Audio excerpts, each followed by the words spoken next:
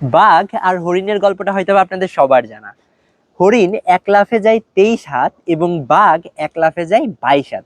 তাহলে অঙ্কের হিসাবে আসলে বাঘকে কখনোই হরিণকে ধরতে পারার কথা না, কিন্তু বাস্তবতায় ঘটে আসলে ভিন্ন ঘটনা।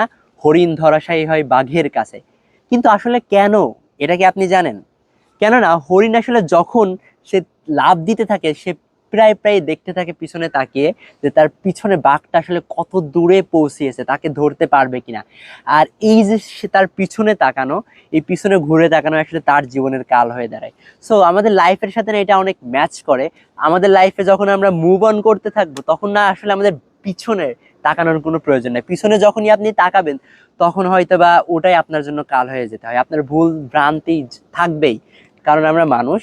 সো ভুল ভ্রান্তি যাই হোক না কেন, জাস্ট নিজের দৃঢ় যেই লক্ষ্য, সেই দৃঢ় লক্ষ্যের প্রতি নিজের সর্বোচ্চ ইফোর্ট দিয়ে যদি এগিয়ে যাওয়া যায় পিছনে না তাকিয়ে, তাহলেই হয়তো বা অনেক কিছু করা পসিবল।